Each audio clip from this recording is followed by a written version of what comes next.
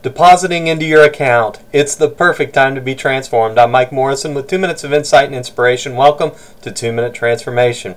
John opens his gospel with such an eloquent prologue, drawing the reader in and revealing the beauty of God's only begotten Son, Jesus the Christ.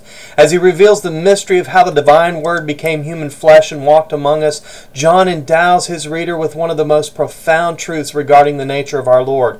John writes in chapter 1, verse 16, "And of his fullness we have all received, and grace for grace."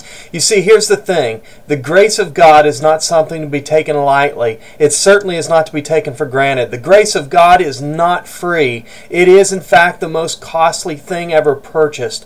The grace of God is so much more than God's default disposition. It's so much more intimate than our standard cookie-cutter definition, unmerited favor.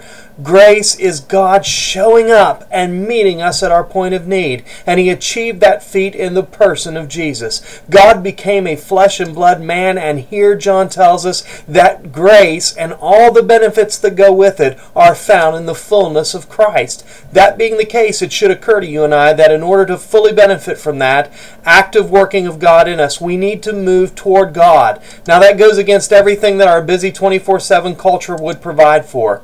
Someone told me just the other day that Sunday was the day for church, so are we to use the other 6 days as ours to squander as we see fit? It's no wonder we feel like God's a million miles away sometimes.